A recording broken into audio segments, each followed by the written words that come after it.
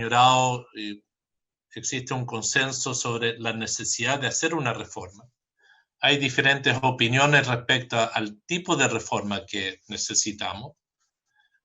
También hay un consenso de que va a ser una reforma hacia un sistema mixto previsional. Y dentro de los temas que se han hablado muchas veces desde la perspectiva de la reforma previsional, es que los fondos previsionales deben, dado que son fondos afectos a una finalidad, deben ser intangibles, por así decirlo, del sistema político o de los ciclos políticos o económicos del país, dado que hay la percepción que históricamente los gobiernos echaban manos, por así decirlo, a los fondos que se dedicaban a temas previsionales, y hay hoy un debate respecto a la institucionalidad para aquello que debe haber para garantizar el no uso de los recursos para fines que no sean previsionales.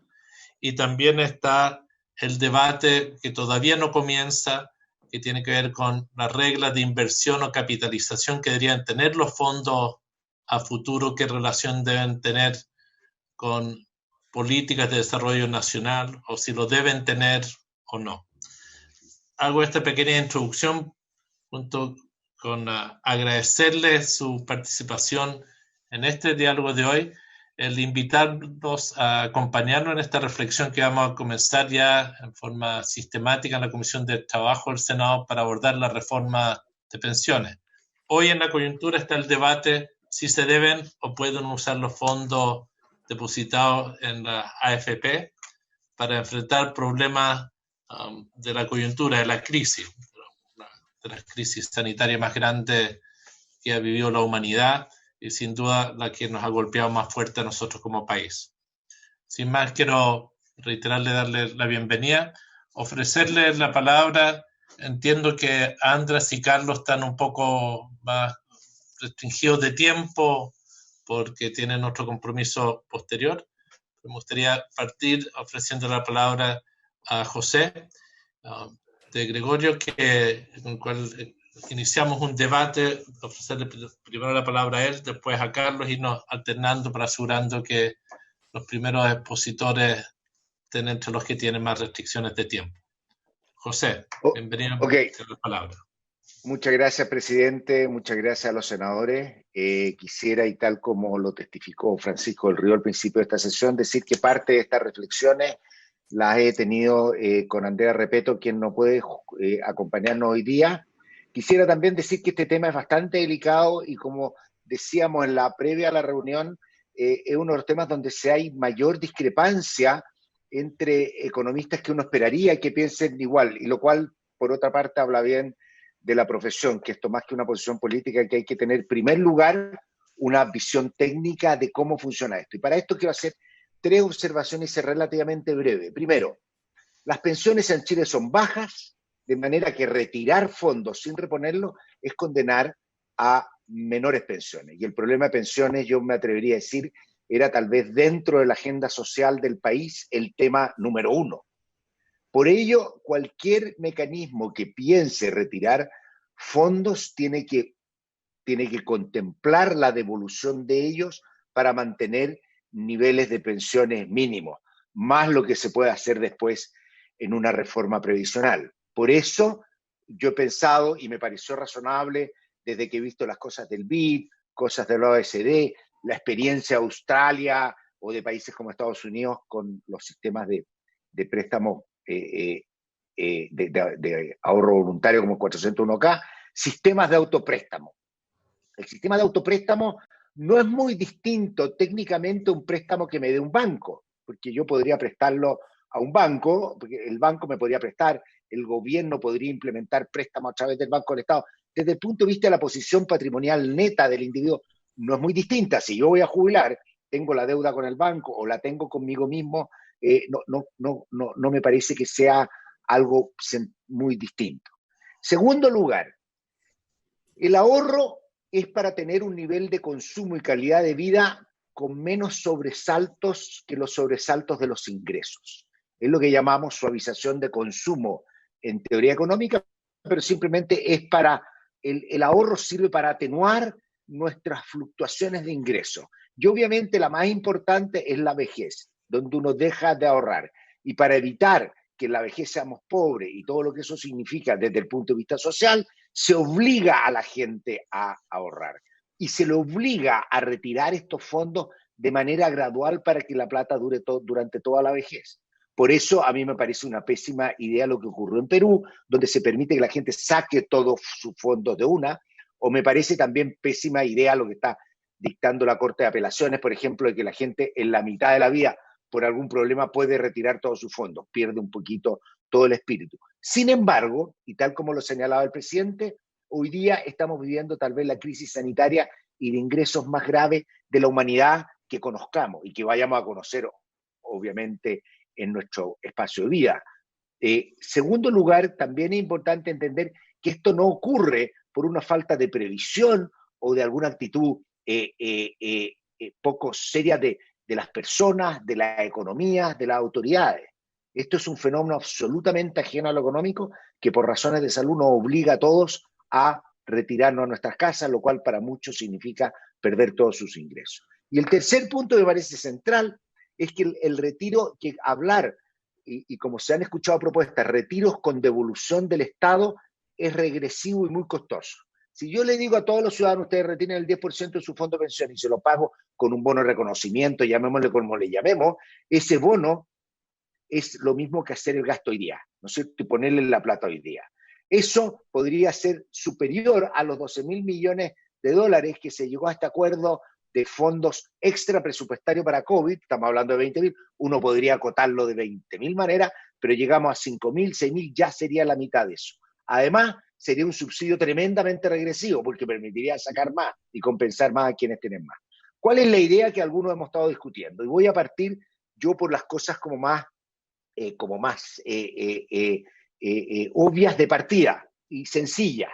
Primero, se debería permitir el retiro del APB bajo los criterios que quiero mencionar, generales, si uno está pensando en un autopréstamo, pero que la gente pueda retirar el APB sin costos, sin el castigo por retiro temprano. El APB tiene un costo de castigo, un castigo por retiro temprano, ¿no es cierto? Yo no estoy diciendo dar absolutamente ningún subsidio, esto iría directamente a la base imponible de las personas.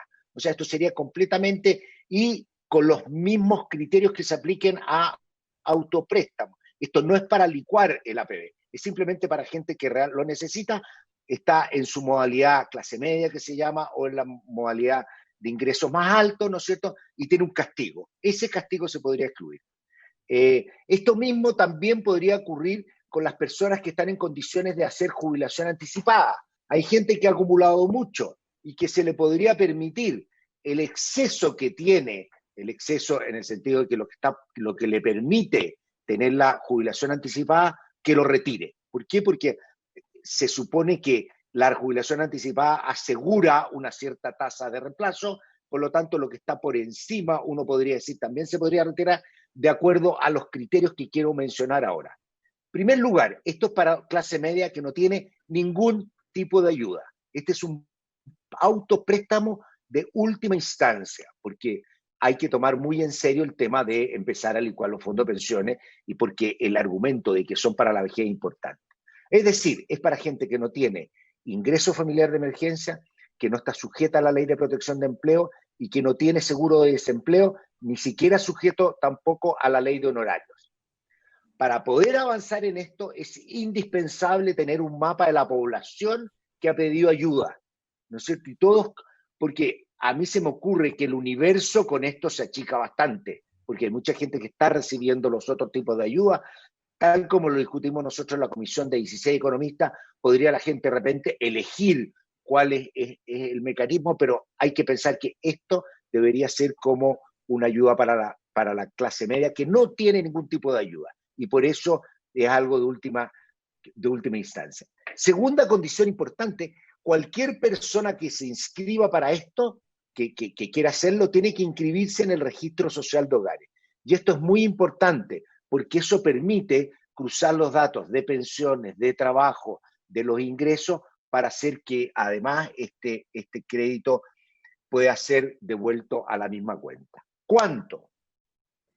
Algunas condiciones, y por eso yo creo que más que la discusión de repente muy doctrinaria de esto, hay que ir un poco a afinar cuáles son las características. En primer lugar, debiera ser un apoyo gradual en el tiempo. Esto no puede ser sacar la plata de una, sino que tiene que ser también paralelo a como son los otros programas de apoyo, el IFE, la Ley de Protección de Empleo, por algunos meses. Se podría hacer fijando una tasa de reemplazo, y a esto se le podría poner un techo. Por ejemplo, el techo, 10% del fondo, que no permita que si no da para llegar a la tasa de reemplazo, el máximo que se pueda retirar es el 10%. Y después la recuperación del crédito es automática a través de cotizaciones, pago de impuestos, se va tal como se hace en la ley de honorarios, con el cuidado de que efectivamente quienes no lo hagan y quienes no lo paguen van a tener el costo de menores pensiones. Y en este sentido también es importante, por razones de justicia, para efectos de la gente con el fondo solidario, ¿no es cierto?, que tiene apoyo de fondo solidario y de los nuevos aportes solidarios que vayan a surgir, se deberá contemplar que alguien que retiró su pensión, cuánto sería su pensión si no hubiera retirado para efectos de calificación para todo esto, ayuda.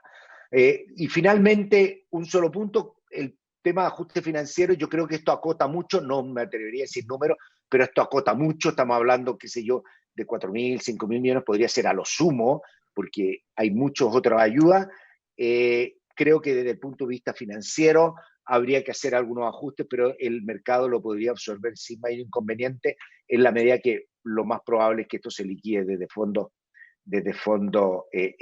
como depósito altamente líquido de plata que está en el exterior. Es una cantidad relativamente baja los fondos totales, y se debería hacer también de manera gradual, y para esto podría permitirse un endeudamiento de una vez, pero hay que ver eso, también son detalles financieros que se podrían discutir más adelante. Muchas gracias, presidente. Muchas gracias a ti. Quiero ofrecer la palabra a Carlos Ominami. Gracias, presidente. Un saludo a las senadoras, a senadores presentes y a los colegas economistas. Quiero decir que yo soy parte de un foro por un desarrollo justo y sostenible.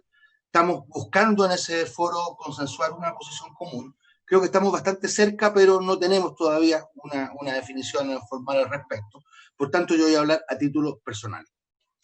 Quiero partir diciendo que, en principio, yo comparto que la idea de retiro de fondo no es una buena idea.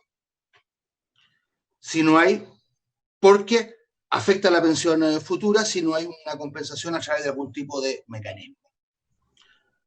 Por otra parte, si es un porcentaje fijo, compensado por un bono de reconocimiento o un mecanismo del mismo tipo, es efectivamente regresivo, en la medida en que reproduce las diferencias en los montos acumulados por los distintos cotizantes y deja de partida fuera a todas las mujeres que no cotizan o tienen fondos muy exiguos. Hay, sin lugar a dudas, mejores soluciones.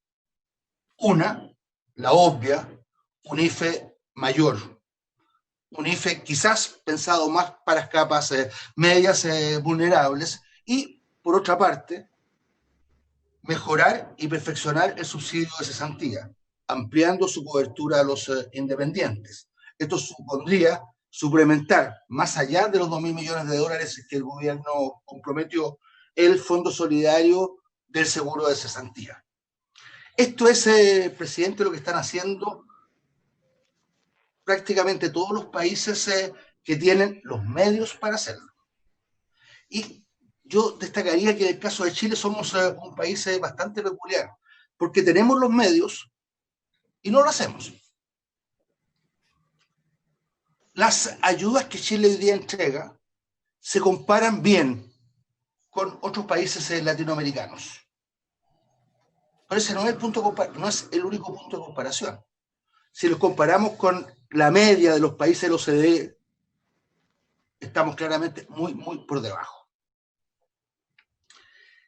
Es importante, se ha dicho en la discusión, pero es importante destacarlo, Chile tiene en la actualidad fondos soberanos por alrededor de 22.000 millones de dólares, y tiene una capacidad de endeudamiento todavía a tasas bajas. Los niveles de endeudamiento de Chile son bajos en comparación con cualquier criterio. Si usted lo compara con la economía global, si lo compara con lo que ocurre con los países, la relación deuda-producto de los países de la OCDE, si usted lo compara con la media de los países emergentes o la media de los países latinoamericanos. Tenemos en consecuencia un margen. No es ilimitado, pero tenemos un margen para endeudarnos a bajas tasas. Yo hacía referencia a que la solución óptima en este caso es un aumento del IFE. Es cierto que esto acaba de producirse. El aumento del IFE a 100.000 es sin lugar a duda un avance importante respecto de los 65.000 existentes antes, además de crecientes en el tiempo. Pero quiero con la misma claridad señalar que ese IFE está todavía bien por debajo de las necesidades y también de las posibilidades. Yo la verdad es que todavía no logro entender por qué el IFE tenía que estar 12% por debajo incluso de la línea de pobreza. El argumento que ahí se dio para este 12%, la verdad es que tiene, me parece a mí, peca de una gran desconexión con el mundo real. Se dijo, mire, las personas, como van a estar confinadas, no tienen gastos de transporte, no tienen gastos de entretención, no tienen gastos de vestuario, pero como que si no hubieran otros gastos.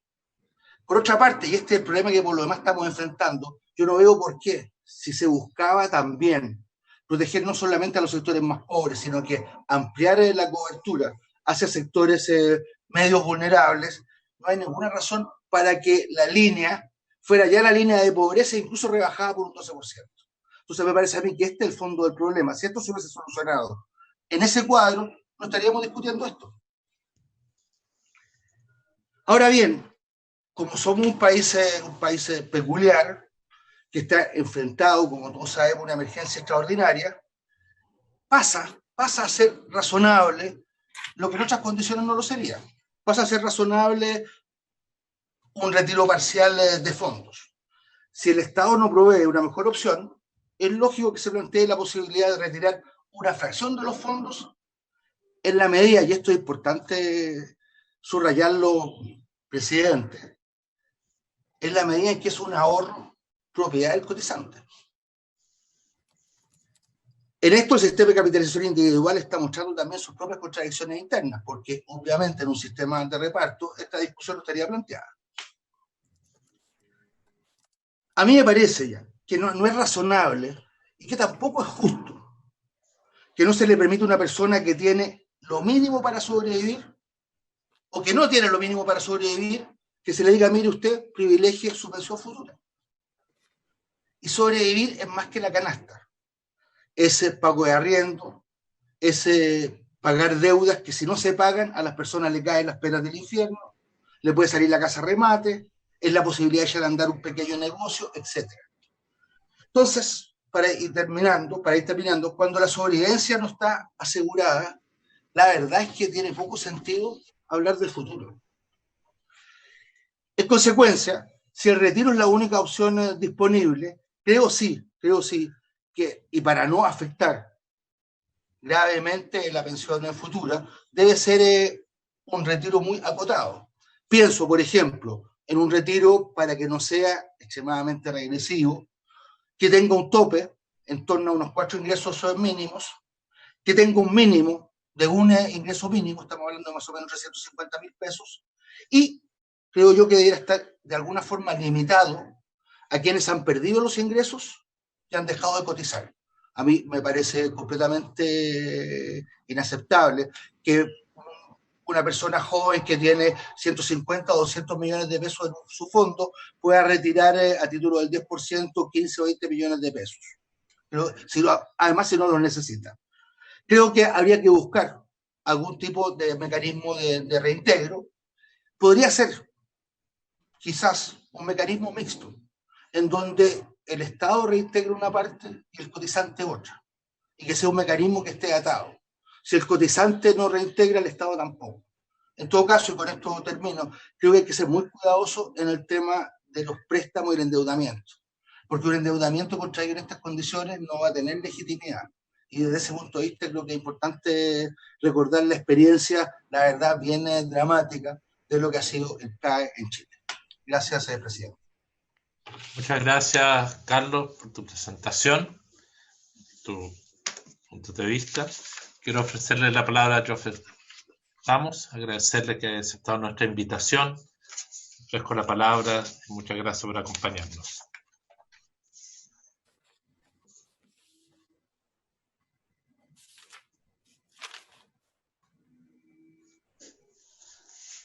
Sin micrófono. Sí.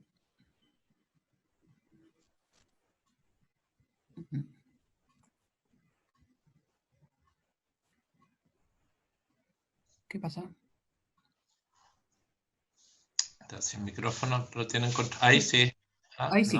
¿No? No lo... Ahora, trate de nuevo.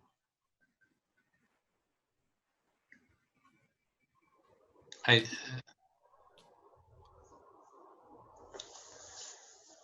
El que dirige la reunión se lo podría sacar. Vamos a... Sí, estamos en eso, pero no... Hace así las clases, profesor Ramos, porque si no, sin micrófono. Ahí estamos todos sin micrófono, ahí puede. No. ¿No? ¿Por qué no dejan a todos sin micrófono y lo escuchamos? Propongo que Joe entre de nuevo, que salga y entre de nuevo. Ahí está. Ahí está. A ver, ¿ahora sí? Sí, Bien. ahí está. Está. Mire, voy a ser muy breve porque comparto mucho de lo que se ha dicho hasta ahora. Creo que quiero hacer un par de puntos. En primer lugar, esto se ha ido alargando, esta crisis, y yo creo que va a ser necesario más recursos de lo que ya hemos puesto. Solo llamar la atención a un dato. Hay 2 millones de personas no trabajando ahora que estaban trabajando 12 meses atrás, sea porque están cesantes, sea porque están en la ley de protección del empleo, sea porque pasaron la inactividad. Entonces, un tema bien serio. Creo que el fisco, al menos si yo interpreto el último paquete de 12.000 millones, se consideraba que había dado hasta donde podía. Creo que el sistema crediticio probablemente sí puede dar algo más, pero yo creo que hay esta tercera pata, que son los ahorros en los fondos de pensiones, que yo creo, con las debidas salvaguardas, podrían ser utilizados. Son, después de todo, ahorros, son cuantiosos. Hoy día son 165.000 millones de dólares que están en las cuentas de los afiliados que no están pensionados. Y los ahorros son para emergencias e imprevistos. Ahora, obviamente el argumento en contra es que no podemos hacer esto a expensas de las pensiones futuras, que ya son bajas. La propuesta muy simple, o sea, hay distintas propuestas de hacerlo responsablemente, hacer tal retiro. Todas tienen que tener algún tipo de compensación.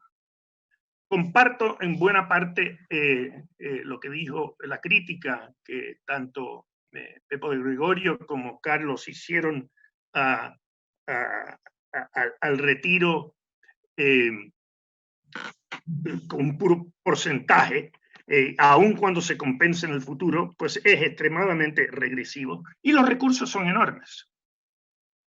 No hay nadie con el 10% que no lo va a tomar si es que hay un bono compensatorio.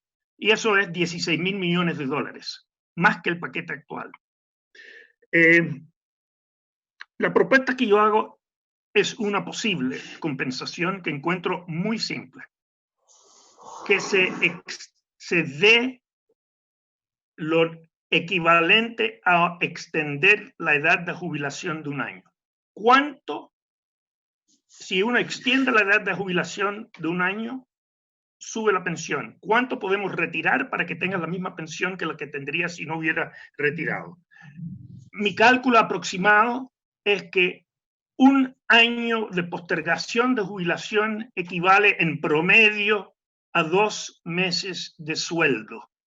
En el diario di el ejemplo, por consiguiente, que alguien que gana 500.000 pesos podría retirar en varias cuotas hasta 1 millón, lo equivalente a 2 sueldos mensuales.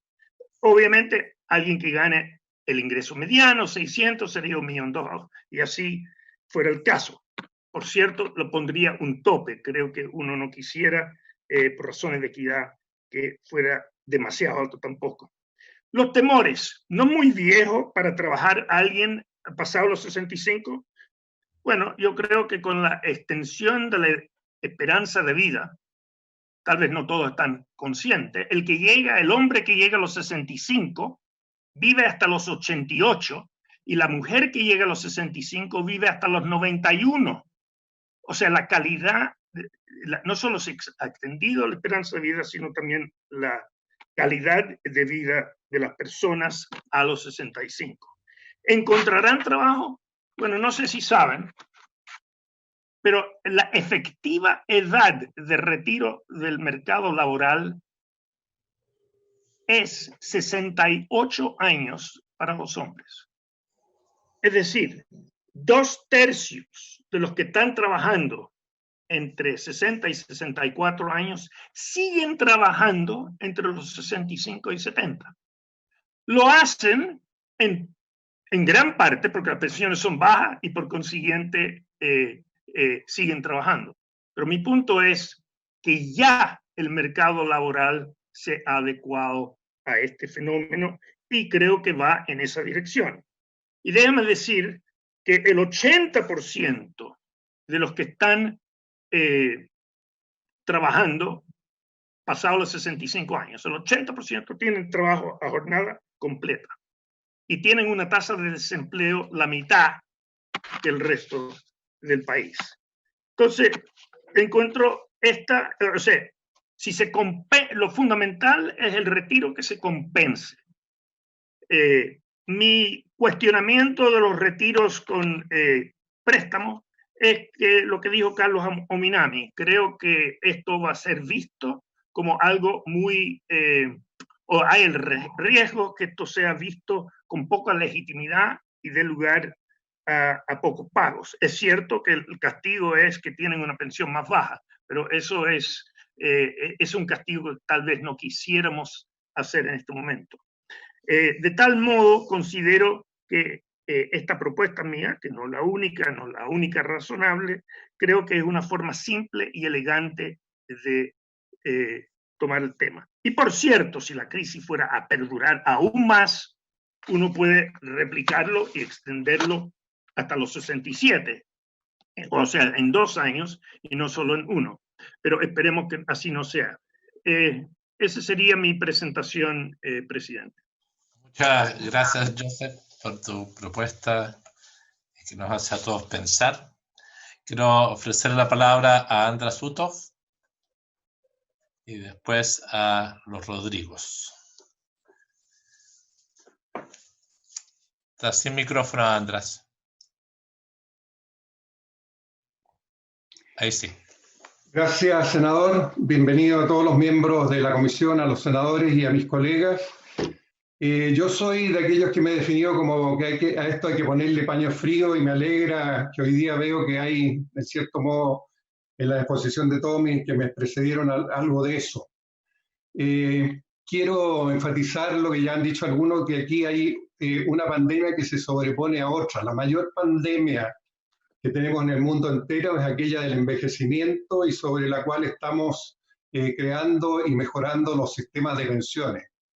Yo estoy hablando en esta ocasión como miembro en calidad independiente, pero soy miembro de los quienes asesoran la mesa técnica en la reforma al sistema de pensiones y también soy miembro del foro al cual hizo referencia quien miembro Carlos Ominami, pero no represento a ninguno de los dos, pero sí hago eco de cosas que hemos discutido ahí.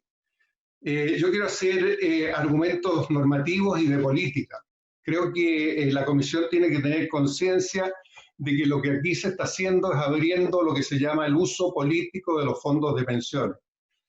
Esta es una crítica que se le hizo a los sistemas de reparto, que obviamente transferían recursos de los activos a los pasivos, pero tenían un fondo de reserva que no tenía un muro de contención con el presupuesto fiscal.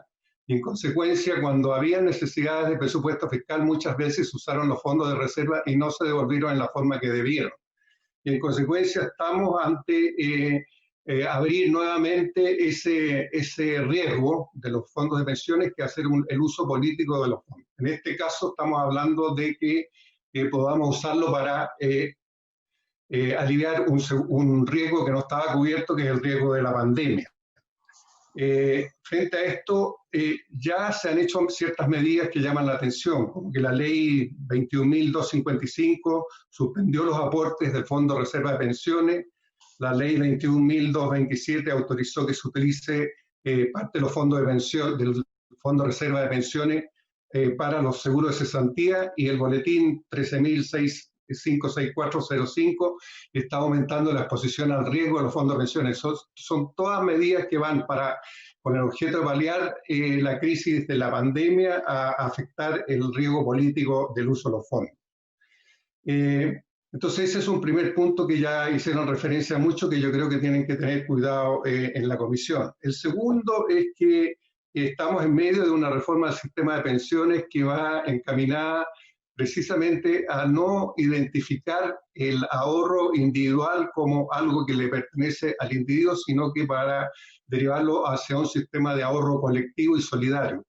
Y en consecuencia, empezar ahora a asociar la capacidad de retiro de fondos con una cuenta de ahorro individual merma un poco el sentido que tiene, por lo menos para los que somos de la oposición, la reforma hacia la cual nosotros estábamos avanzando. Entonces, ese es otro punto que yo quisiera que la Comisión tuviera en cuenta.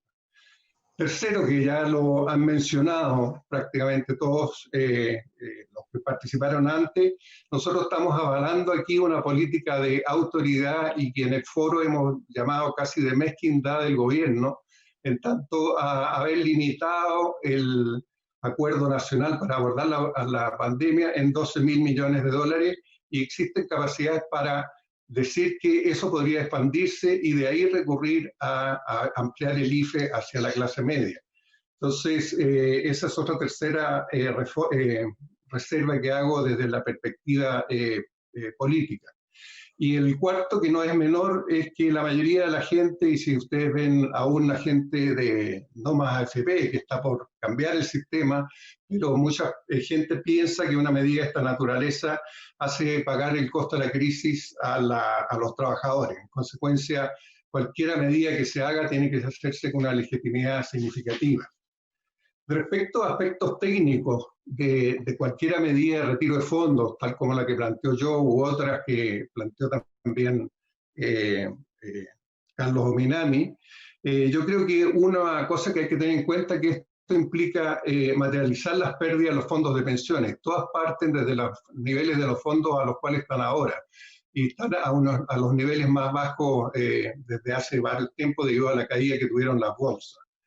Segundo, en general, cuando se piensa en un retiro proporcional, y ya lo dijeron otros colegas, es un sistema tremendamente regresivo, en tanto el ahorro acumulado por los 11 millones de afiliados que tenemos es totalmente muy concentrado. Por ejemplo, el 27% de ese 11 millones tienen menos de 1 millón de ahorro acumulado, el 50% tienen menos de 4 millones, el 70% tienen menos de 10 millones. Entonces, la opción que se haga, si es que se va a optar por un retiro de fondos de pensiones, tiene que ser muy cuidadoso con el tema de el impacto distributivo de equidad que tiene y que han señalado otros actores. Después, las diferentes alternativas son un poco regresivas y deprimentes. Esto de hablar de un préstamo y de la posibilidad de devolverlo, yo quisiera recordarles que la mayoría de la clase media a la cual le queremos hacer el préstamo ya está endeudada. Entonces, decirle, mire, ahora endeúdese con su fondo de pensiones para que pueda paliar su deuda es un muy mal mensaje. Entonces, es un aspecto técnico que yo creo que ustedes tienen que considerar, de que pedirle que a la gente que se endeuda con sus ahorros para paliar a una situación que ya están endeudados es un poco dramático. Segundo, la opción del bono de reconocimiento, que significa que el Estado sería cargo para la devolución, implica una situación totalmente regresiva porque lo más probable es que haya un endeudamiento en un monto muy significativo, pero que va a ir para entregarle más recursos a los que más ahorro tuvieron. Es decir, nuevamente ratificar lo que el sistema hace, que es de capitalización individual, de que los ahorros son individuales. Termino sencillamente diciendo que en la comisión o en la mesa técnica, y aquí también voy a avalar algo que ha propuesto Paula Benavides en otros debates, hemos planteado soluciones dentro del sistema y que van en la línea de lo que ya planteó José Gregorio. Una es la de facultar el retiro del ahorro previsional voluntario hasta un monto máximo por persona sin castigo, eliminando la sobretasa y manteniendo el 15% del aporte fiscal. Eso puede ser una medida de alivio inmediata y que no implica los problemas que yo he señalado con anterioridad. El segundo es revisar los requisitos de anticipo, de retiro anticipado para los fondos de pensiones de la gente que está próxima a retirarse. Eso, como lo planteó José Gregorio, tiene una serie de alternativas o aspectos técnicos que es bueno considerar, pero que reflejaría una situación inmediata y sin las implicaciones de los problemas políticos y técnicos que hablé con anterioridad. Y generalmente hay una propuesta que menciona Paula Benavides en una de sus intervenciones, no la quiero hacer mía, pero ya hay varias gente que la ha asumido, que es que existen lo que se llaman los recursos con rezago y las herencias no cobradas, que es un monto que hace tiempo está posado en las AFP y que nadie ha reclamado. Esos fondos representan más o menos entre ambos 500 millones de dólares que podrían ser constituidos en un fondo y asignados con criterio instructivo para los fines que una situación de emergencia como la actual amerita. Esa sería mi presentación. Yo hago un llamado a tener cuidado, a ponerle paño frío. Aquí estamos hablando de un sistema de pensiones, además de abordar la emergencia, y creo que hay soluciones que van más por romper con la autoridad, la austeridad y la mezquindad con que está actuando el gobierno, y segundo, ver alguna alternativa dentro del sistema que son diferentes al retiro de los fondos. Muchas gracias, señor presidente. Muchas gracias, Andrés, por tu planteamiento. Quiero ofrecerle la palabra y también la mezcla entre las consideraciones políticas versus las técnicas. Creo que las dos están sobre la mesa. Ofrecerle la palabra a continuación a Rodrigo Vergara. Un gusto que estés con nosotros. Te ofrezco la palabra y gracias por aceptar la invitación. Buenos días, presidente. Buenos días, senadoras, senadores. Muchas gracias a ustedes por la invitación. Quiero muy brevemente partir adelantando mi conclusión. Por cierto, concuerdo con algunas de las cosas que se han dicho, con otras no, como probablemente no suceda todo. Y luego de adelantar mi conclusión, hacer 4 puntos para fundamentarla. Ahora, a mí me parece que el uso de los fondos de pensiones para financiar la pérdida de ingresos en esta crisis no es una buena idea. No solamente profundiza el problema que tenemos en materia de pensiones, sino que, en mi opinión, abre la puerta para una práctica que es compleja desde el punto de vista del mediano plazo y que creo que no va a ser fácil luego de cerrar esa puerta. Es muy fácil decir, esto es por una sola vez. Una vez que uno abre ese tipo de puertas, es complejo luego cerrarla, porque siempre hay circunstancias que podrían justificarla. En este periodo, señor presidente, creo que hay que ser muy flexible e incluso audaces en los instrumentos a usar. Pero dicha flexibilidad creo que no puede confundirse con decisiones que tienen costos elevados para la gente en el mediano plazo. Tenemos un problema de pensiones, evidentemente. Nuestra tasa de cotización, por varias razones, no es el caso profundizar en ella. Nuestra tasa de cotización es 6 puntos por abajo de lo que es la tasa de la OCDE. Nuestra edad de jubilación es baja. Tenemos baja densidad de cotizaciones, entre otras cosas. Y por lo tanto, en mi opinión, y algo se dijo previamente, el que estemos hablando por un lado, de una reforma para aumentar las pensiones, y por otra parte, estemos hablando de la posibilidad de retiro de fondos, aunque sea en el caso de préstamo, creo que hay un problema de coherencia al respecto. Dicho eso, esa introducción, parto con los 4 puntos que dije que quería hacer. El primero, y perdonen por ser bastante general en esto, porque es una cosa conceptual. ¿Por qué existen los sistemas de pensiones o los sistemas de ahorro forzoso? Porque al final el sistema de pensión es un sistema de ahorro forzoso. A todo esto yo estoy refiriéndome a la parte forzosa. Se ha hablado tanto por András como por José Gregorio también de la parte voluntaria. Creo que es una cosa distinta, y que puede tratarse de forma distinta. Pero por lo mismo yo me refería a la parte forzosa, que es la parte más importante, por suerte. Y básicamente, ¿por qué existen? Porque por diversas razones la gente no ahorra para su vejez. Si todos fuéramos perfectamente racionales y pudiéramos, etcétera, a lo mejor no se necesitarían los sistemas de pensiones. Pero la verdad es que nos damos cuenta que la gente no ahorra para su vejez porque o tiene muy bajo ingreso y le cuesta mucho ahorrar, o simplemente porque cuando yo empiezo a trabajar me faltan 40 años para mi pensión. La verdad es que no, es muy lejos. No me preocupo, no está dentro de mi horizonte de planeación. Y dado que la sociedad es moderna, y por eso el tema de pensión es una cosa relativamente moderna, la sociedad es moderna, la sociedad no está dispuesto a que un individuo viejo que no ahorró se muera, lo va a apoyar de todas maneras. Dado que lo va a apoyar de todas maneras, decía, bueno, dado que lo vamos a apoyar de todas maneras, obliguémoslo a ahorrar. Obliguémoslo a ahorrar, y independientemente del sistema que yo use. Esto no tiene que ver con si el sistema es de reparto o de capitalización individual. En todos los sistemas hay un ahorro forzoso, ¿okay? Y por lo mismo es que tiene ciertas características ese ahorro forzoso, digamos, la inembargabilidad, no se puede usar como garantía, etc. Y por lo tanto, usar ese ahorro que yo forcé a la gente a usarlo para un gasto que no sea en su pensión, de alguna forma desvirtúa el sistema y la lógica de un sistema de pensiones, la lógica de un sistema de ahorro obligatorio. Segundo, y creo que esto nuevamente es independiente del sistema de pensiones, porque se dijo por ahí, Carlos dijo que no estaríamos hablando de esto si el sistema fuera distinto, si fuera reparto. Yo creo que estaríamos hablando igual de esto si el sistema fuera reparto. Creo que no tiene que ver esto con el sistema que tengamos. Cuando yo soy forzado a ahorrar, yo paso a ser acreedor de algo en el futuro, ¿cierto? El Estado me va a entregar algo cuando yo me pensione. En el caso de la capitalización individual es mucho más evidente, porque yo tengo una cuenta y la cuenta me llega todos los meses y voy viendo lo que tengo. Pero en el sistema de reparto, también yo soy acreedor de algo. De hecho, hay sistemas de reparto que tienen estas cuentas nocionales y que también me van entregando, digamos, un monto de lo que yo voy a ser acreedor en el futuro. Pero incluso en aquellos casos que no son de beneficio definido, sino que son contribución definida, yo sé que yo soy acreedor de algo. A lo mejor no sé exactamente de cuánto, pero sé que soy acreedor de algo. Y por lo tanto también puedo decir en cualquier momento, la verdad es que, entonces, dada una situación dramática, porque esto es una situación dramática, eso nadie lo duda, adelántenme parte de eso que yo soy acreedor.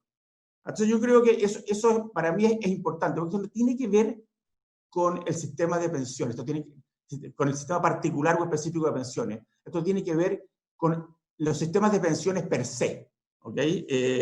Y creo nuevamente que lo desvirtúa, independiente del sistema de pensiones que tengamos. Tercero, y ya lo insinué esto al principio, es cierto que esto es una crisis de enorme... pero también vamos a tener crisis hacia adelante. Esta misma crisis puede durar mucho. Si hoy día abro esa puerta, ¿qué impide que, no sé, en 6 meses más, en 8 meses más, cuando el desempleo siga probablemente alto, no la vaya a abrir de nuevo, no vaya a haber una enorme presión por abrirla de nuevo? O situaciones individuales, sabemos que hay situaciones individuales que son muy dramáticas, la enfermedad de un hijo, la pérdida de trabajo, u otras situaciones, insisto, todas muy dramáticas, nuevamente esa presión puede estar. En ese sentido, creo que nunca debemos olvidarnos del sentido del ahorro forzoso para las pensiones. Creo que si lo hacemos, obviamente, en mi opinión, despertamos el sistema, insisto, no el sistema que tenemos, cualquier sistema.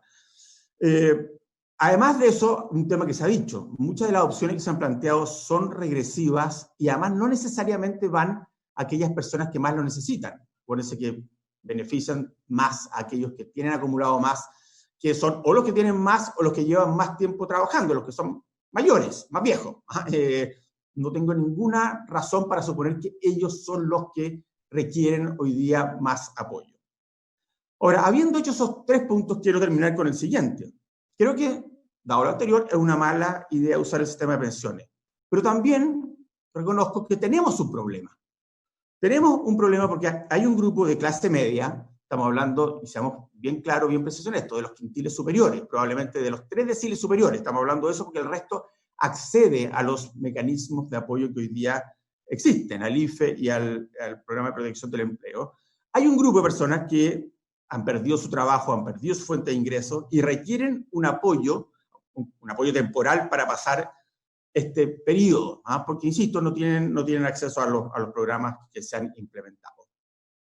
En mi opinión, se debe hacer algo al respecto, y creo que la opción óptima en esta situación, una situación transitoria, no sabemos cuán transitoria, pero sabemos que es transitoria, por cierto, lo óptimo es un crédito subsidiado del Estado por un periodo de gracia relevante, puede ser un año, y un plazo también relativamente largo, que le permita mantener al menos parte de su estándar de vida durante este periodo, antes de que empiece a recuperar su ingreso, o sea, durante el tiempo que tiene ingresos más bajos, hasta que empiece a recuperar sus ingresos y pueda empezar a pagar. Por cierto, esto puede ir con otras medidas adicionales, como un perfeccionamiento del subsidio de cesantía y algún mecanismo también de apoyo en términos de la carga crediticia que tienen los individuos. Eso era lo que quería decir, presidente. Muchas gracias.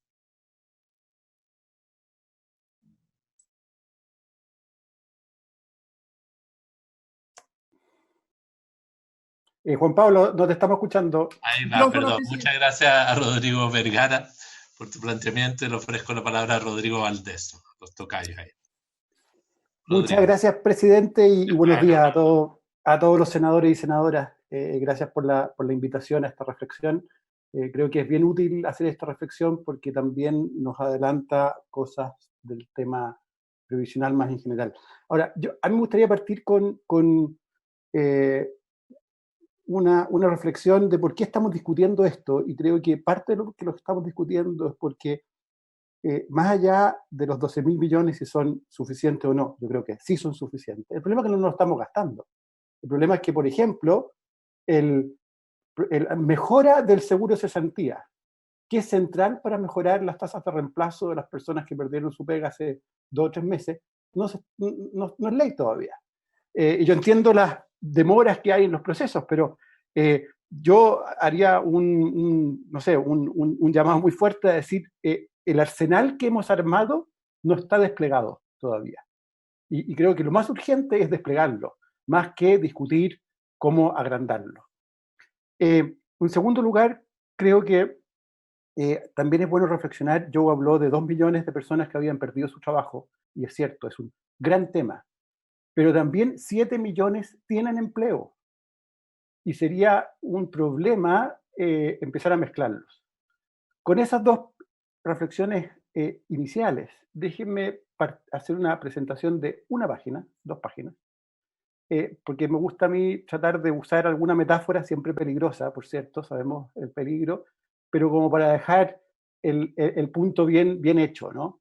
Y lo que voy a hacer es usar esta foto, y es una foto que usa la Junta de Castilla y León para tratar de convencer a la gente que es malo usar antibióticos a diestra y siniestra.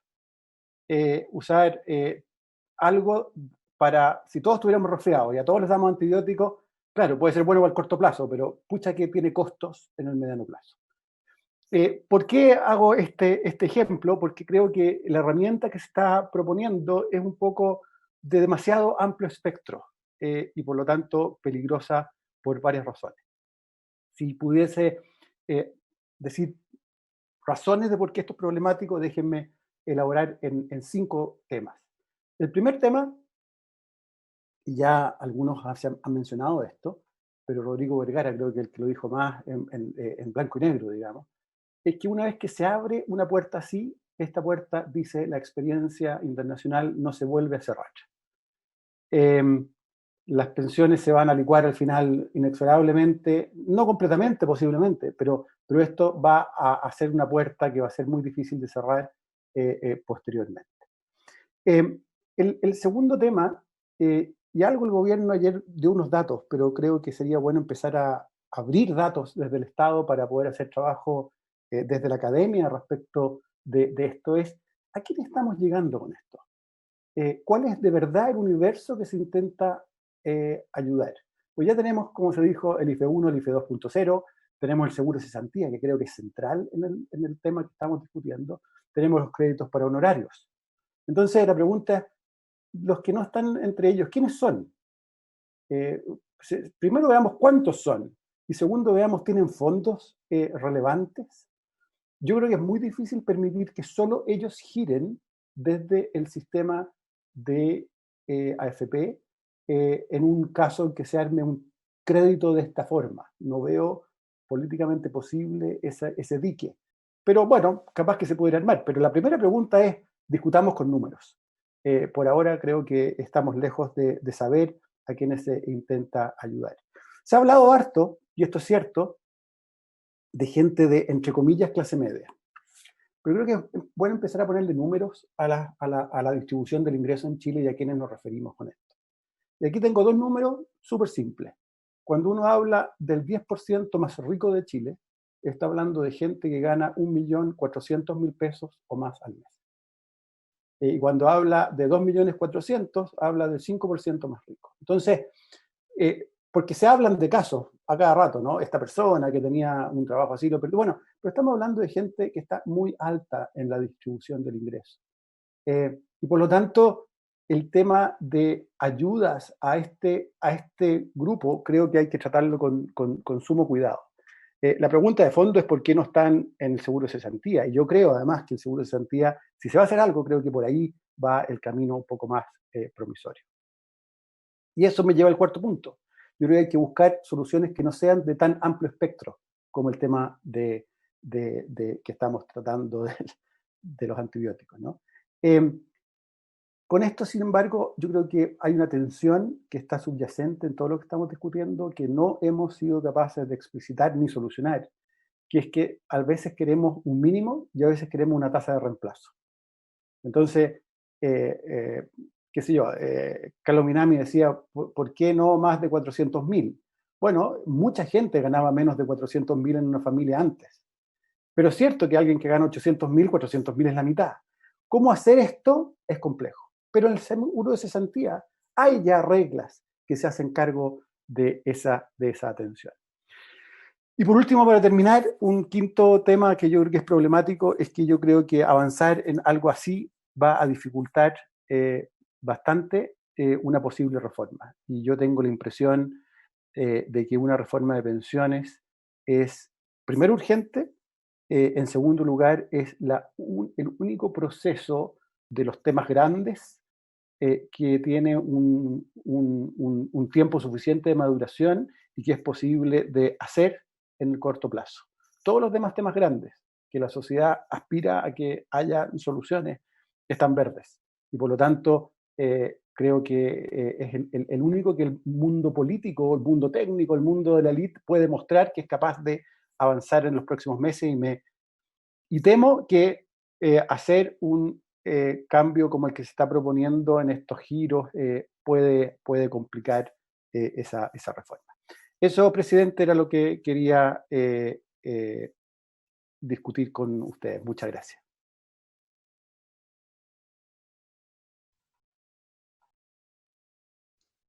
Sin sonido. Hasta. Presidente. Disculpen, recién vi el chat interno, no lo había visto ni de la palabra de Leonardo ni de José Gregorio. Entiendo que José Gregorio quiere hacer un comentario y después le ofrezco la palabra a Leonardo. Sí, un punto muy menor. Hay que tener mucho cuidado con decir aquí, no me parece razonable ayudar, por ejemplo, voy a ponerlo exagerado, a la gente que gana más de 2 millones. Primero, es gente también que puede estar pasándolo mal, así que no voy a discutir, es un tema valórico. Pero segundo, no se está ayudando. Se le está diciendo, usted va a pagar un costo si no devuelve esa plata, porque está sacando de lo que ha sido su ahorro. Aquí no estamos hablando de ningún subsidio especial. Por lo tanto, hay que tener mucho cuidado, yo diría, en el lenguaje para analizar las distintas opciones que estamos discutiendo, porque nos podemos confundir. Muchas gracias, senador. Muchas gracias a Rodrigo por su presentación y le quiero ofrecer la palabra a Leonardo Hernández. Leonardo. Muchas gracias, presidente. Muchas gracias a los senadores y senadoras que nos invitaron. Quisiera partir diciendo que yo estoy a título personal. Invitaron a Clapes UC, discutimos internamente, no pudo venir Salvador Valdés. Yo acepté la invitación, pero voy a hablar a título personal, no es la posición de Clapes. Quería simplemente y muy brevemente hacer eco de algunas de las cosas que se han dicho y que comparto. En primer lugar, creo que hay bastante consenso que esto es algo que no debe pagarse con un bono de reconocimiento, sino que debiera pensarse como un autopréstamo. O sea, si no, se desvirtúa un poco el acuerdo de los 12.000 millones de dólares, se genera un problema no simple y que ya debiera estar manejado con el paquete que se acordó políticamente de los 12.000 millones, que tiene un marco de tiempo y de monto a gastar. Estamos hablando de algo que se tiene que asegurar que se devuelva, y creo que ahí hay consenso en que las plata tienen que volver a las cuentas individuales. Pero comparto aquello que planteó muy nítidamente Rodrigo Vergara, que ¿cómo nos aseguramos que esto ocurra? Creo que estamos abriendo una ventana en que esto se va a volver a repetir. Cada vez que haya una crisis de una u otra naturaleza, se va a plantear de nuevo, bueno, hagámonos un autopréstamo. Y políticamente creo que es riesgoso abrir esta ventana porque se va a ir abriendo, cada vez se va a repetir, y no hay un mecanismo que asegure que esta plata se devuelva. O sea, si uno piensa, ¿no es cierto?, que esto la gente va a sacar una X cantidad, supongamos un tipo que saca un sueldo, ¿no es cierto?, y después le decimos devuélvalo con un 10% adicional de cotización. Bueno, en un año junta un sueldo .2. Entonces, si saca 3 sueldos, necesita algo así como 3 años para devolver la plata. La presión política para que esto mañana se pida algún tipo de, ¿no es cierto?, condonación, creo que lo hace muy complicado políticamente, y esto va a terminar no devolviéndose la plata porque no hay un mecanismo claro de cómo asegurar que las platas vuelvan a la cuenta, y va a estar sujeto a una tremenda presión política. Eso lleva a la pregunta o al tema que planteó José Gregorio, que me parece muy interesante, que esto hay que hacerlo con mucho cuidado. ¿A quién se le va a permitir? ¿Con qué mecanismos? Hay que ser muy selectivo cómo se aplica esto.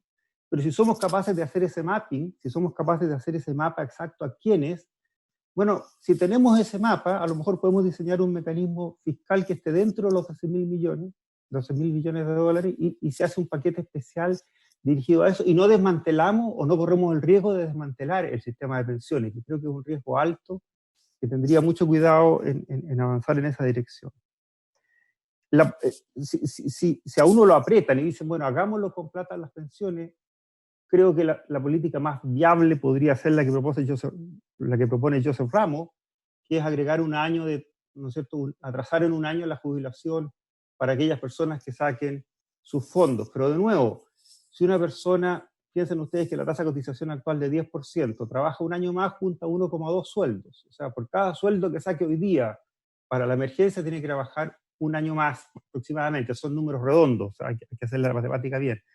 Pero, de nuevo, eso puede tener poca legitimidad y puede estar sujeto mañana a presiones políticas que lo deshagan. Entonces estamos arriesgando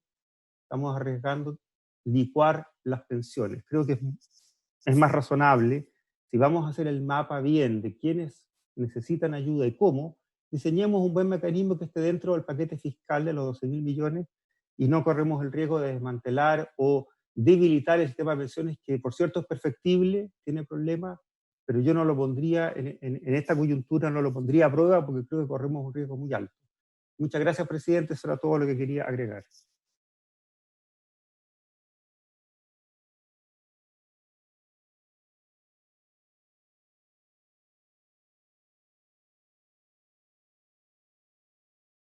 Muchas gracias a todos los expositores.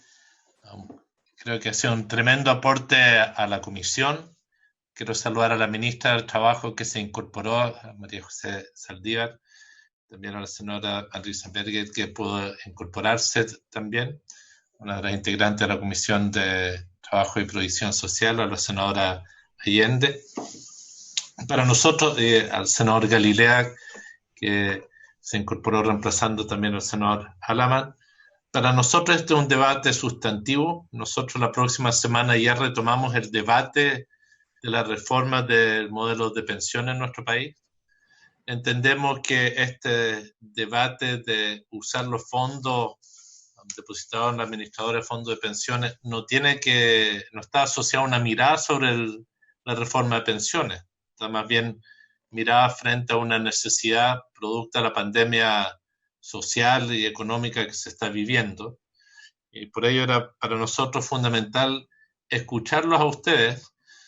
Yo soy de aquellos que se siente que nos hemos nutrido con los puntos de vista que nos entregan y que es muy importante que muchos de estos argumentos estén en el debate público y no lo han estado necesariamente, ha estado más presente la importancia de retirar fondos. Quiero ofrecer la palabra por si es que alguno quiere hacer una consulta, un comentario adicional. Agradecerle a András Sutov porque sé que se tiene que retirar, que tenía otro compromiso. Agradecerle muchísimo, sé que lo tenemos invitado pronto por el tema de la reforma. Lo despedimos. Senadora Muñoz, doña Adriana, le ofrezco la palabra. Gracias, presidente. Es claro que es un tema bien controvertido y hay distintas miradas y proposiciones. Lo único que yo quiero hacer una pregunta bien general es que cómo hacemos esta conversación del posible retiro del 10% de los fondos de ahorro individual con un proyecto de ley que está en la Comisión de Hacienda y que creo que fue aprobado en general y que propone flexibilizar la inversión de la AFP en activos alternativos, subiendo el techo que existe hoy día del 15% al 20%. Esto va a permitir a la AFP invertir en estos activos más riesgosos, porque supongo que son deudas de empresas. Entonces, ¿de qué manera esta propuesta va a impactar y va a generar un riesgo en los fondos de los cotizantes, como sería también la posibilidad de retiro del 10% que se está debatiendo? Entonces, una pregunta de cómo conversamos estas dos propuestas. Se le ofrece la palabra, senadora Allende. Presidente, yo quiero agradecer todas las exposiciones, yo creo que han sido bien importantes, digamos, y con diferentes miradas, pero con algunas enormes coincidencias. Yo creo que eso es muy relevante. Tengo una duda, que es que de alguna manera, porque eso es bien, también la Comisión de Trabajo tiene que entrar o seguir o retomar el tema de la reforma de pensiones, que yo comparto que ese es el tema de fondo sustantivo y de largo plazo. Digamos, es el sistema del cual los chilenos pueden definitivamente o podríamos tener y que ojalá garantizaran pensiones. Entonces yo siento que esta posibilidad de retiro obviamente choca con una reforma de fondo que está diciendo, mire, hay que hacer un sistema de ahorro más colectivo, más solidario, que permita mejorar las pensiones.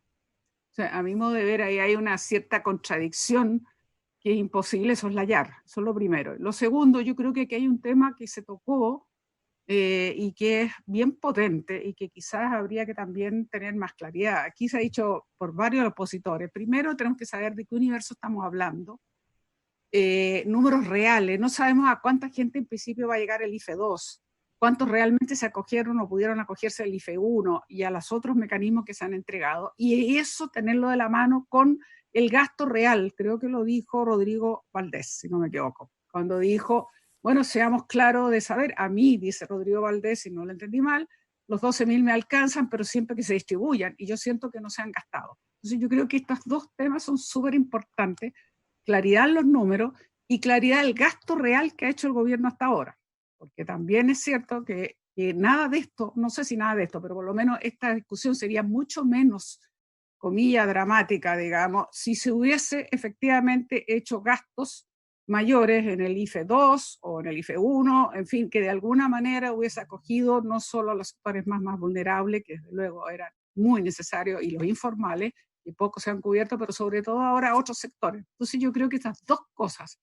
cómo se conjuga con el sistema de reforma de pensiones y los números de gasto real y los números de universo a quienes estamos llegando, yo creo que son muy importantes, presidente, para poder valorar esta propuesta que yo comparto que debería haber sido o debería ser la última, y a lo mejor no sería necesario si hubiésemos sido más efectivos en el gasto en las personas.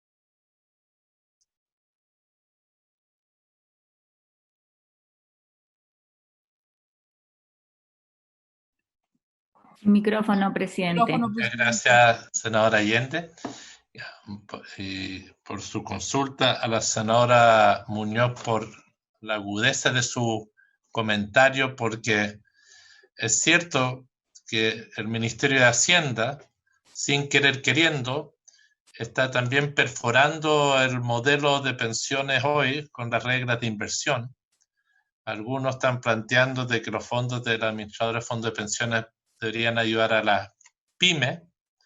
Otros están planteando este debate que está y que directamente es la otra cara de la moneda del sistema de pensiones, que es como los recursos están en el mercado de capital y sus reglas de inversión. Y esto sin duda es un tema que también debería estar sobre la mesa cuando estemos hablando del tema de pensiones, presiones políticas, del uso y las reglas del uso de estos recursos.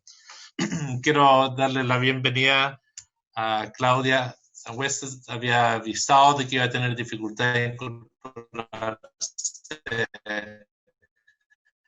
al principio. Me gustaría ofrecerle la palabra antes de continuar con la ronda de consulta. Claudia, tienes la palabra. Audio. Bueno, muchas gracias. Y bueno, me disculpan el retraso, pero tuve otra reunión antes, más temprano. Y veo que ya han tenido bastante conversación y quizás ya han llegado a algunos acuerdos, pero quería expresar igual mi opinión respecto a este tema. Y viene de la siguiente forma. Creo que esta necesidad no nace necesariamente con la pandemia, sino que desde ya antes de la pandemia hay toda una demanda, ¿cierto?, por retirar los fondos de varias miles de personas, o por lo menos cientos a nivel nacional, ¿cierto? Por esta idea de que los fondos de pensiones, por las cuentas de capitalización individual, la gente siente que es como su propiedad, básicamente, y al sentir que es su propiedad y pensar que es su propiedad porque es lo que le han dicho, básicamente, tienen derecho a usarlo en lo que ellos necesiten, básicamente. Esta es la profesora de Antofagasta, ¿cierto? Entonces este es un contexto mucho más complejo que necesitar fondos para esta emergencia, ¿ya? Y también tiene que ver con que, por otro lado, ¿cierto?, las pensiones además son bastante bajas, y por lo tanto estamos en esta discusión más profunda acerca de qué hacemos con la reforma más de fondo al sistema de pensiones, ¿sí? Entonces, en el contexto ahora de esta crisis sanitaria, aparece entonces desde varios actores esta idea de entonces retirar parte de los fondos. Y efectivamente en otros países, Australia se cita a menudo, ¿cierto? Hay oportunidades en casos de extrema emergencia, las personas puedan retirar con algunos límites, ¿cierto?, y con algunos requisitos, parte de sus fondos del ahorro individual. Sin embargo, esos países tienen además sistemas paralelos que evitan que las pensiones caigan demasiado, ¿sí? En el caso de Australia hay un pilar solidario, no un sistema de seguridad social, sino que una pensión básica universal que permite que todos tengan una pensión más o menos alta, de hecho, en la vejez.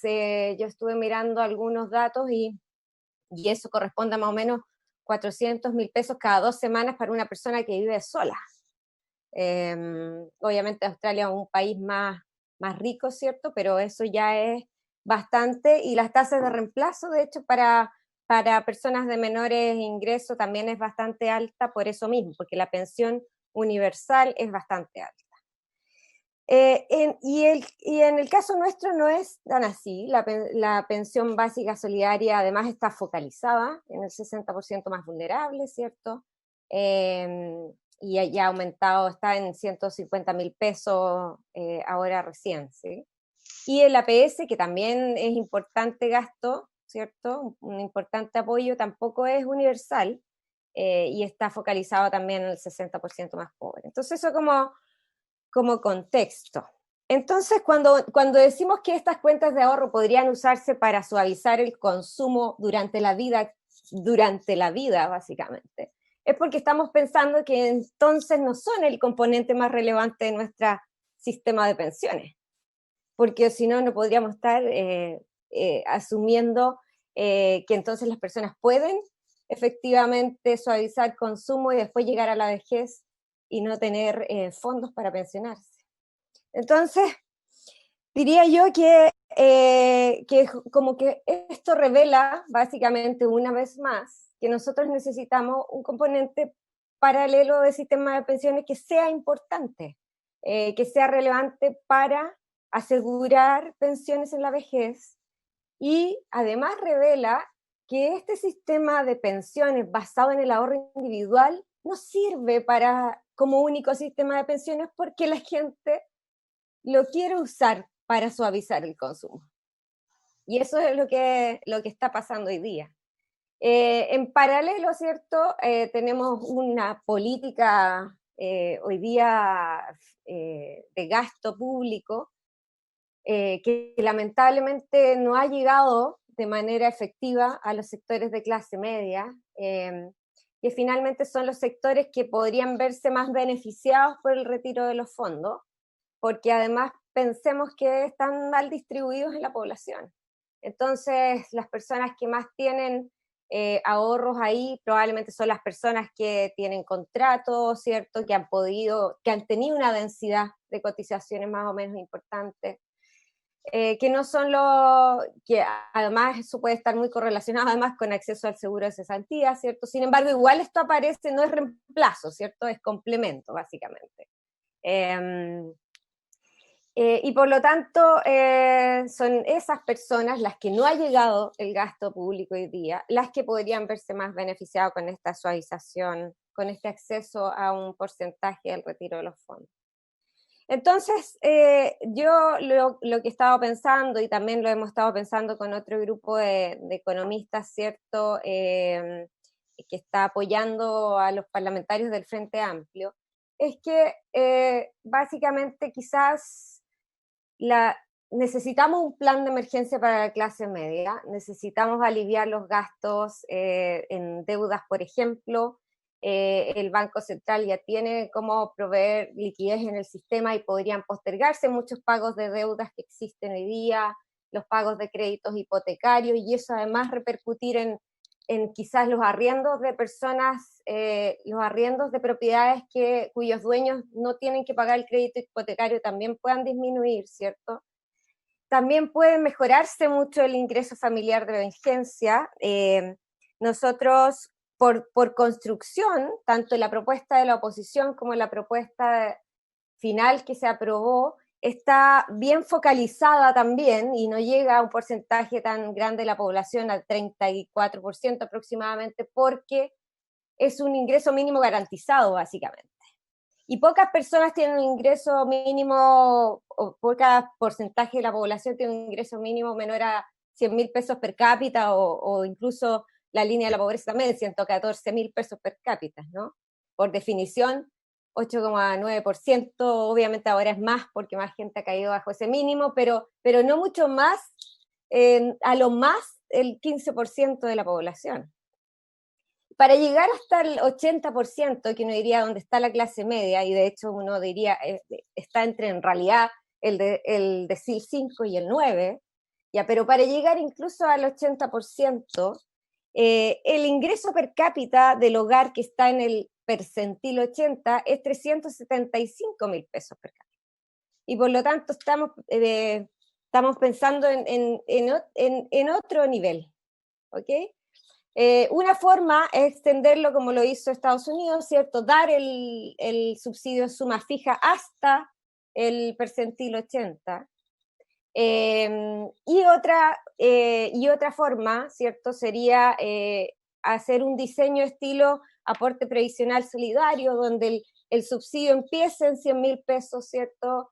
En los que tienen ingresos cero, como estoy tratando a los informales, hoy día a todos les estoy dando 100.000 pesos, de suma fija, independiente de su nivel de ingreso, porque no lo sé. Empecemos en 100.000 pesos y de ahí gradualmente disminuya hasta el hogar cuyo ingreso per cápita tiene 370.000 pesos, otra fórmula. Y por último, si terminamos aprobando un retiro de los fondos, no puede ser a costa de menos pensiones.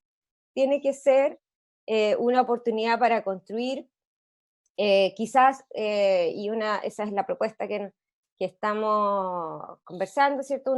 Una oportunidad para construir un fondo solidario, estilo el Fondo de Cesantía Solidario, que ha servido mucho hoy día, con aportes de fuentes de todos los actores, con aportes mixtos, ¿cierto?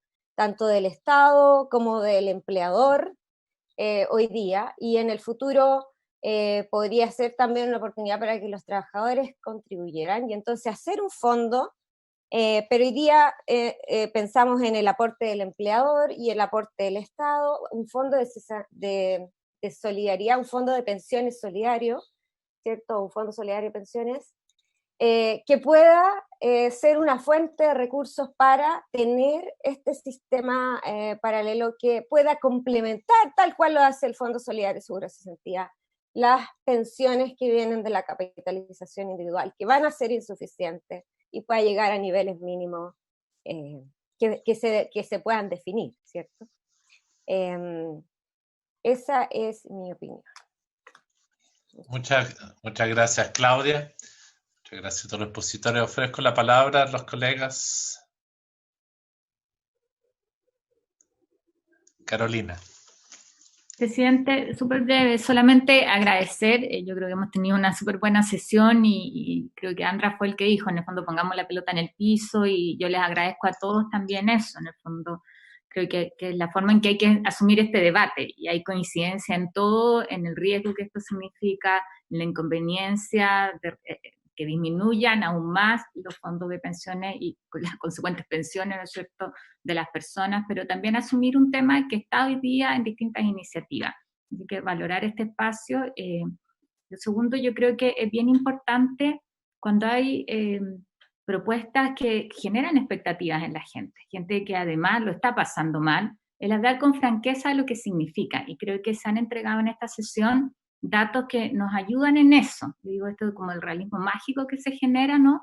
Cómo lo vamos transformando en esto significa en montos esto, y este es el impacto que tiene. Y yo creo que nosotros deberíamos avanzar también en esa dirección y pedirles ayuda. Está viendo también la biblioteca o quizás el superintendente de pensiones, para así como se ha planteado, yo comparto, es decir, cuál es el universo, o sea, qué personas les estamos hablando, porque además cuando hablamos de clase media, en lo que la gente entiende, eso es muy amplio, ¿no es cierto?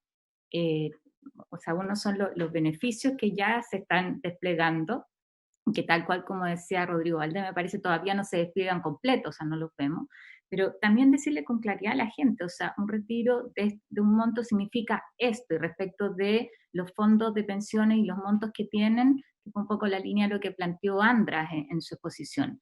Pero yo creo que nosotros tenemos también una tarea de ser muy didácticos en esto, de ponerlo sobre la mesa, porque además, claro, no es el retiro de todo. A mí, y lo he comentado públicamente, me parece de todo lo que se ha planteado atractivo el decir esto está asociado a aumentar la edad de jubilación, ¿no? Porque eso tiene un componente súper didáctico, decirle a la gente cuánto aumenta tu pensión si trabajas un día más, en un tema que es habitualmente impopular para nosotros, en el fondo, de instalar la posibilidad de aumentar la edad de jubilación. Todos sabemos las dificultades que tiene políticamente. Pero creo que sería súper bueno el definir esto significa, de qué estamos hablando, y poder planteárselo también a la gente en un debate más pausado y súper serio como el que se ha dado acá. Así que les reitero a todos el agradecimiento por la disposición hoy día. Muchas gracias, Carolina. Ofrezco la palabra. Rodrigo. Gracias, presidente. Yo quería contestar un par de dudas que aparecieron entre las senadoras y la presidenta. Y parto por la senadora Muñoz, ¿no?, que hablaba de este proyecto de aumentar la posibilidad de inversión en alternativos. Yo solo querría decir respecto de eso, que los activos alternativos son básicamente alternativos no porque sean per se más riesgosos, sino que porque son ilíquidos. Y liquidez significa que no se transan en la bolsa todos los días. Siempre uso el ejemplo de que los profesores de Canadá son dueños de la empresa Transelec, en parte en Chile. Y que los chilenos no pueden ser, en su fondo de pensiones, dueños de Transelec. Eso es un activo alternativo. Es la posibilidad de invertir en activos que rinden más, no porque per se sean más riesgosos, sino que porque uno no se puede deshacer tan rápido del activo. Y justamente en el sistema de pensiones uno puede esperar mucho tiempo. Y nuestro sistema de pensiones no ha logrado aún desplegarse completamente en ese mundo. Creo que es muy importante seguir avanzando en esto porque estamos bastante presos del sistema financiero habitual y en particular los bancos. Y creo que hacerle más competencia desde otras formas a los bancos va a resultar en mejores rendimientos para los propios cotizantes. Entre comprar un bono bancario, por ejemplo, y comprar otro tipo de activos puede ser mejor. Y por último, en este respecto, yo quiero dar fe de que las AFP tienen hartos problemas en hartas dimensiones. Y hemos conversado muchas veces del exceso de fuerza de venta, los gastos innecesarios. Pero si algo hacen bien en comparación a otros equipos en Chile, son los equipos de inversión de las AFP. De hecho, las AFP van en el mismo carro del momento que tienen parte del encaje, o digamos, que tienen encaje.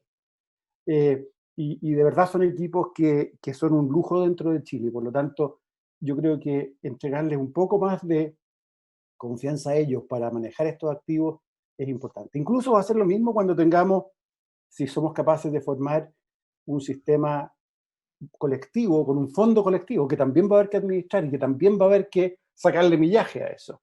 Se deja mucha plata sobre la mesa si es que uno restringe demasiado esas inversiones. Bueno, ese era el punto más general. Y entiendo la duda porque pero hay que pensar que el tema de los alternativos en realidad va en beneficio de los cotizantes. Fue, creo, un error mezclarlo al tema PYME.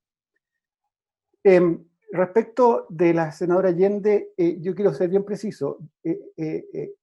Lo que está pasando es que las medidas no se están desplegando porque, por ejemplo, el seguro de cesantía, que creo es central para la discusión de esta sesión, gente que no tiene ingresos hoy día y que no está en el IFE porque es más de clase media, bueno, debiera poder tener acceso a un seguro de cesantía mejorado respecto de lo que tenemos hoy día. Y ese es el proyecto de ley.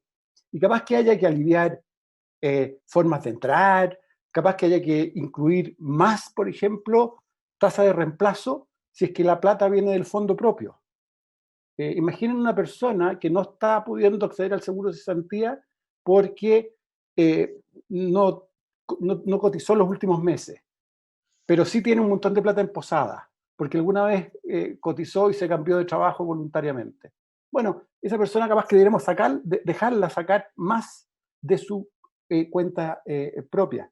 Otra cosa distinta es del pool colectivo del seguro de cesantía. Pero en fin, ahí yo creo que se puede hacer mucho. Y hay que recordar que 95% de los independientes en Chile no cotizan en las AFP, ni cotizaban tampoco en el seguro de cesantía.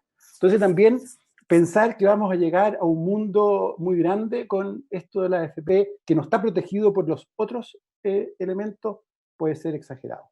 En fin, yo creo que es muy importante, y aquí termino, lo que dice la senadora Goche, de poner más números.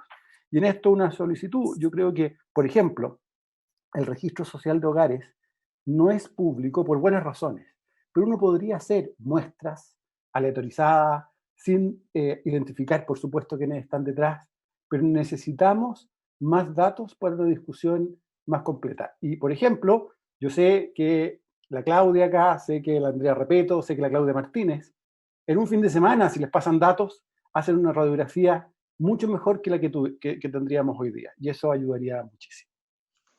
Gracias, presidente. Gracias a ti, Rodrigo. José de Gregorio. Sí, aprovechando la invitación, yo quisiera hacer un par de observaciones de algunos de los comentarios que han salido. En primer lugar, yo creo que, y comparto, creo que esto lo compartimos todo lo que hemos estado aquí, la importancia del sistema de pensiones, la importancia de mejorar las pensiones, la importancia de un sistema obligatorio donde a la gente se le obliga a ahorrar para retirar sus fondos. Obviamente tenemos una experiencia que nos horroriza a todos, que es lo que ha pasado en Perú, que a la gente se le permite llevarse el 90% el día que se retira, con lo cual se perdió parte importante del incentivo, y ahora un retiro indiscriminado del 25%. Obviamente eso destruye cualquier sistema de pensiones. Pero sí no nos olvidemos que, por ejemplo, todavía está en discusión un proyecto de ley para que gente, enfermos terminales de cáncer, puedan usar sus fondos, ¿no es cierto? Todavía la OECD tiene un montón de criterios donde dice qué casos de emergencia podrían existir autopréstamos.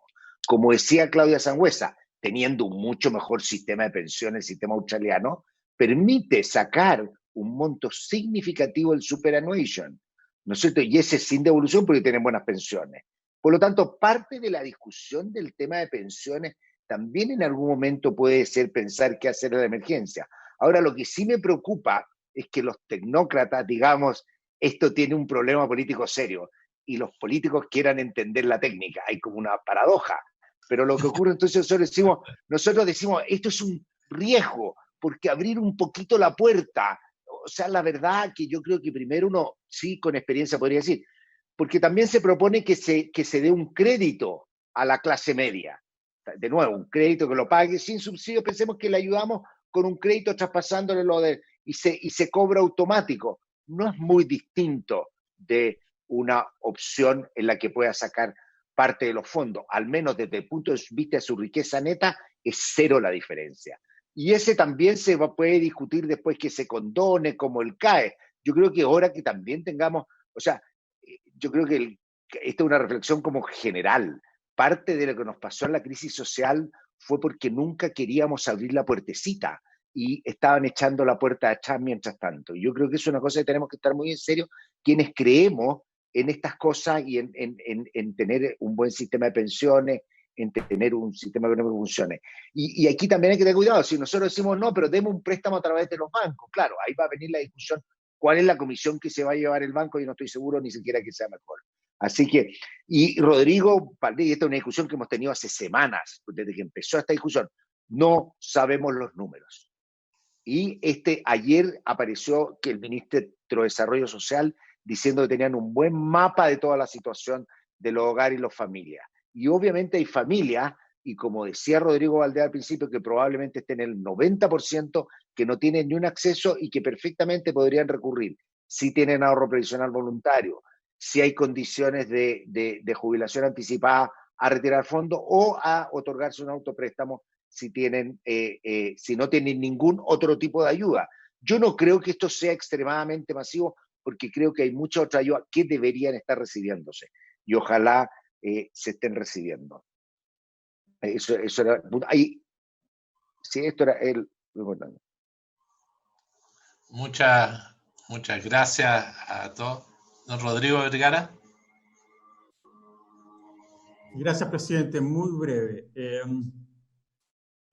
Respecto al último punto que se hizo, yo creo que hay una gran diferencia en que un préstamo pase por el sistema de AFP o por el sistema de pensiones en general, porque yo lo que quise hacer por el sistema de pensiones, a que no pase por el sistema de pensiones. Evidentemente, si yo lo hago en forma teórica y hago un balance, claro, es un pasivo, y en ese sentido es lo mismo. Pero el hecho de pasar por el sistema de pensiones es quebrar una regla fundamental, en mi opinión, en los sistemas de pensiones, insisto, independientemente del tipo de sistema que tengamos, de reparto o de capitalización. Son ahorros forzosos para la vejez. Y yo creo que eso hace una diferencia importante. Estoy muy de acuerdo con lo que decía la senadora Goich respecto a hacer un buen mapa de a quién llega y a quién no llega a esto. Porque la verdad es que estamos aquí, básicamente, la preocupación es por un grupo de clase media, pero estamos hablando de los quintiles más altos. Entonces, obviamente que no hay, a mí me parece del todo razonable generar programas de apoyo para ese grupo de gente, pero tenemos que tener claro de quién estamos hablando, ¿ah? ¿De qué porcentaje de la población estamos hablando? Rodrigo Valdés dio unos números. Las personas que ganan más de 1 millón de pesos estamos hablando de menos del 5% de la población. Las que ganan más de 1 estamos hablando de más de algo así como un 12-15% de la población. O sea, estamos hablando de ese grupo que evidentemente puede estarlo pasando muy mal y puede necesitar un apoyo. Lo que no podría ser, en mi opinión, es que ese grupo tuviera un apoyo mayor o más generoso que los que reciben el IFE, por ejemplo. Yo creo que en ese sentido el crédito es una, digamos, va en la dirección correcta, a pesar de que yo creo que no es una buena idea por otras razones que vi. No podemos pensar en realmente focalizar al revés, o sea, darle más a los que más tienen. Yo creo que eso es súper importante, por eso es muy importante tener las cifras de que estamos hablando. Y por último, en relación a la pregunta de la presidenta sobre la inversión en activos alternativos, creo que es importante separar los temas. Este es un tema que yo no lo juntaría con esta otra discusión. Yo creo que cuando uno piensa en inversiones de los fondos de pensiones, siempre tiene que pensar finalmente en lo que es mejor para los dueños de esos fondos de pensiones. Y perfectamente puede ser bueno diversificar, estar en nuevos sectores que no se pueden entrar por diversas razones, por ejemplo, por motivos de liquidez. Suena el ejemplo que da Rodrigo Valdés bien ilustrativo, que los fondos de pensiones canadienses puedan invertir en ciertos fondos y nuestros fondos no puedan invertir en esos fondos. Entonces, yo creo que siempre hay que tener esa perspectiva. Y esto no significa necesariamente aumentar los riesgos del sistema, en la medida que la diversificación puede, de hecho, producir lo inverso, reducir los riesgos. Eso, presidente. Muchas gracias, Rodrigo. Permíteme compartir la otra parte de la duda, porque yo estoy de acuerdo que uno tiene que reflexionar sobre la política de inversión de los recursos que se dedican a la capitalización. La duda es cuando puede ser que esta medida que se está discutiendo se hizo a la par con propuestas de algunos actores de invertir en las micro y las pequeñas empresas, en las pymes. Y uno pensaría que abrir esa inversión, como entiendo lo hizo el superintendente, puede exponernos a mayor riesgo en vez de menor riesgo en la inversión. Yo creo que por eso es que hay un debate abierto de cómo asegurar, que es la mayor coincidencia que tengo con lo que ha planteado Rodrigo Vergara. Yo no soy partidario en lo personal de abrir la puerta al uso de estos ahorros obligatorios a otros fines, porque creo que mañana se hace imposible cuando se genere un fondo colectivo de ahorro, de que no exista la misma tentación de que desde la política se recurra a estos recursos que tienen otra finalidad y que juegan un papel muy importante en la estructura económica del país. Pero creo que esto es parte del debate que se viene. Creo que hay un tremendo consenso en la necesidad de clarificar datos. Yo creo que esos datos los necesitamos tanto para este debate como otros. Creo que lo que plantea Rodrigo Valdés de cómo abrir el acceso a la información de registro social de hogares para hacerlo compatible con la protección de los datos personales es bien relevante, es un instrumento útil. Y en ese sentido quiero valorar, como lo hacía Carolina, como lo hizo Adriana, yo creo que en nombre de toda la comisión, valorar mucho este espacio, agradecerles mucho por sus contribuciones y pedirles que puedan estar abiertos a acompañarnos en la discusión que ya vamos a comenzar respecto a la reforma del sistema de pensiones, que probablemente es una de las reformas estructurales más importantes que vamos a debatir en este tiempo, pensando en la vida de los chilenos durante los próximos 60 años. Quiero reiterar mis agradecimientos. Vamos a tratar de hacer un compendio de lo que hemos conversado para resocializarlo. Yo creo que en nombre de todos les quiero solo agradecer por su compañía hoy día. Muchísimas gracias y habiéndose cumplido el objeto de la sesión, se levanta. Muchas gracias a todos. Muchas gracias a ustedes. Gracias. Chao. Gracias, chao, chao. Que estén todos bien. Chao. Muchas gracias por su tiempo.